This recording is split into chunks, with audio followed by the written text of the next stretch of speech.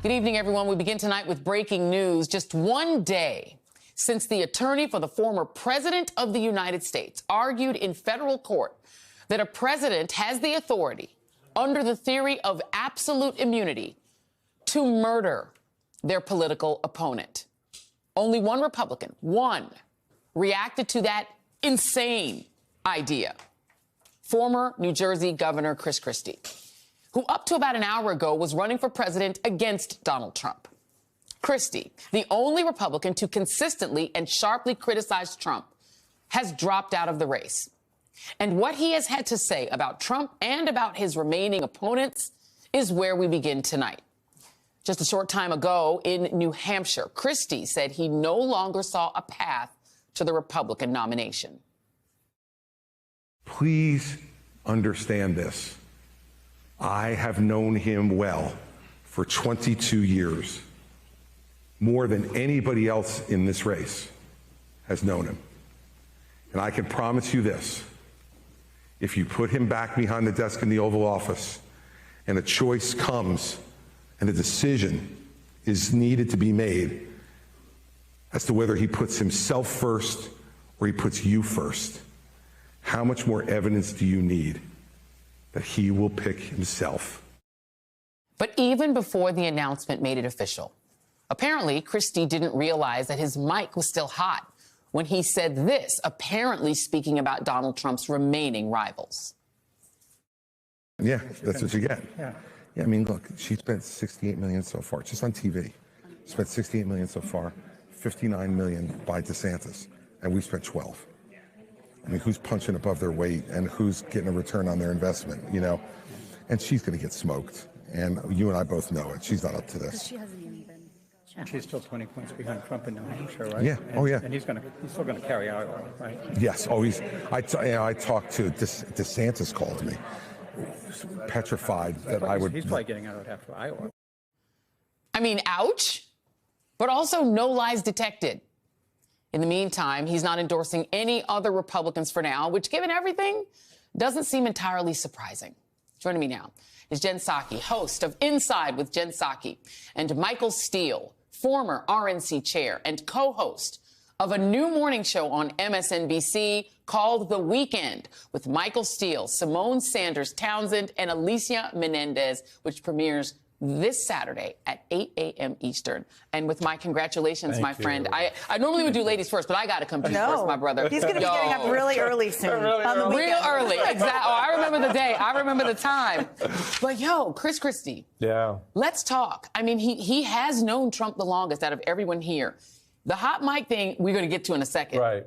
Talk about what he had to say about Donald Trump today in that epic what he said today is what voters. he has been saying, and I hope people appreciate that this was not Chris Christie setting up, okay, now let us help get through the primary process. This was a general election call that he was making to the country. He wasn't talking to that Republican base in the primary. That off the mic, hot mic moment sort of clarifies that for you if you were confused. But the reality of it is he is now, I think, putting himself out there as someone who's going to be in this campaign without actually being in it. Yeah. And I think that's important. I'll be honest, a lot of what he said, I wish Republicans had been saying for a long time. Where are the rest of them? This is the point. They're not there. Donald Trump's lawyer, Michael Steele, went into a federal courthouse and said that the president of the United States has the absolute authority to have SEAL Team 6 run a hit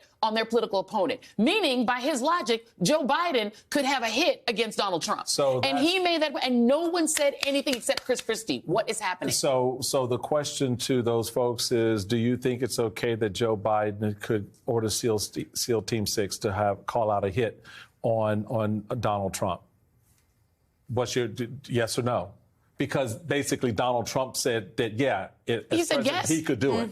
So that's part one. But the question is, they're not going to answer that question. They're not really going to get to it. What I think is important right now is what Christie does next. How he takes this moment and turns it into potentially something that the Democrats can work with. Look, the truth of it is, if I'm Joe Biden sitting there and I watch that, Hey, Chris. Get him on the phone. Really appreciate what you Republicans just said. for Biden. What you just said said to the country, you know? And he don't have to make any more of a move than that. In other words, connect that dot, because I think you're going to see Christie play a role in this campaign that Republicans will rue. He's Liz Cheney. He's Adam Kinzinger now. Absolutely. But look what happened to them. They were driven out of the party, lost their seats. They can no longer serve in elected office effectively because they're against Trump. But, you know, none of them has been able to take that next step that Michael Steele is talking about and say, I now endorse the incumbent because he's not a madman. Can Chris Christie do that? Will he do it? Can he do it? Yes. Could. Will he do it? I don't think immediately. Not immediately. I think, look, Joe Biden, I worked for him for a year and a half. He, no question, he picked up the phone and tried to call Chris. Governor Christie. Exactly. Whether Governor Christie. They're right. Those states, they've known each other, right? Yes, and he's an old school politician, and Yes. Christie is in some ways as well. So no question he called him. Did he take the call? I don't know. What I heard from the off mic, the cotton mic, love those moments, we all do. Right. Is he still a little bitter? Feels a little bit perplexed as to why he didn't do better. He may not be ready yet, right? He had a lot to get off of his chest. He knows he can have a powerful voice. And if you read in between the lines of what he said tonight, I mean, he kind of criticized Joe Biden a little bit, right? But he eviscerated Trump. Yeah. Right. Yeah. He eviscerated Trump. He clearly is angry at Haley. He's going to have to get over it because there's no unicorn coming into the race. So if he really wants to prevent Trump from getting elected, he's going to have to. He's going to have. Let me play one more thing he said. This is him talking about his Republican rivals, and this kind of lets you in on why he's not endorsing any of them. Let's listen. Donald Trump becomes the nominee of this party. The moment that it happened was when Nikki Haley and Ron DeSantis and Tim Scott and Mike Pence and Doug Burgum and Vivek Ramaswamy stood on that stage in Milwaukee in August. And when we were asked, would you support someone who is a convicted felon to be president of the United States, they raised their hands. Boom. Boom. Doug Burgum, we missed you. Yeah. But where have you been?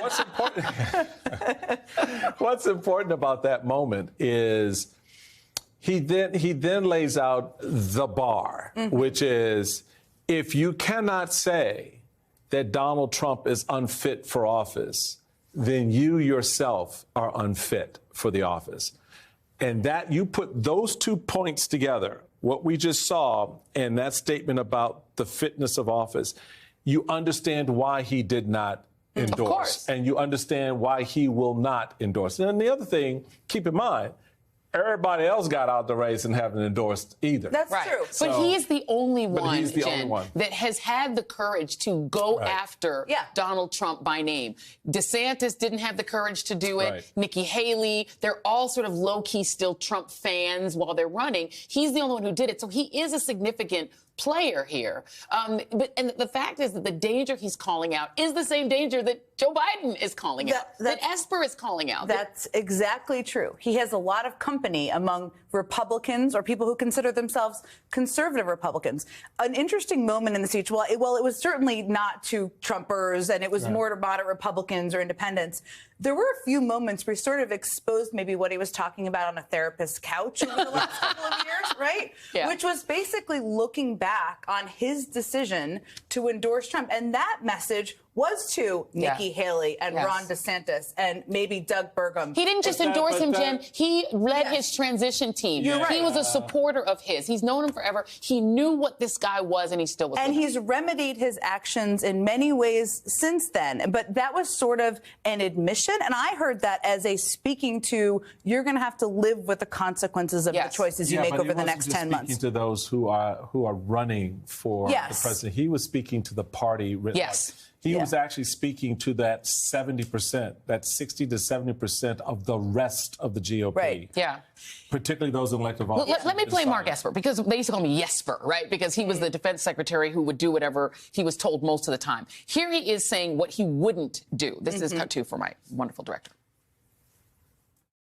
Eventually, it culminated the long break, simmering break between he and myself in June of 2020 when he wanted to deploy active duty troops on the street of Washington, D.C., and suggested actually that we shoot Americans in the streets.